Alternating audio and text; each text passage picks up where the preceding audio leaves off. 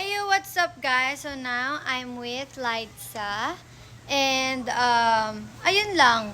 Kadalasan ko rin naman ginagawa yung mga ganito. Parang, syempre para mas makilala nyo siya. Since, bago lang naman din siya dito sa FNC. And para ako rin, magkaroon ako ng knowledge about her. So, aware naman yung fans mo, 'di ba, na ano ka, na may baby ka na. Ilang taon ka ba nung nagka-baby ka? 21, ay 20 ata. Ilang taon ka na ba ngayon? 21 years old.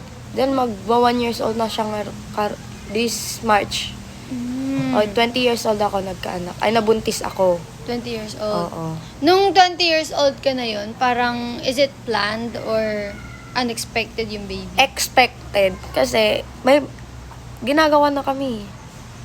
Nagagano na. Tapos, syempre, Just expected. before kayong magganon, parang stable na ba yung life nyo? Kumbaga parang kaya, alam nyo na sa sarili nyo na kaya nyo mag-provide?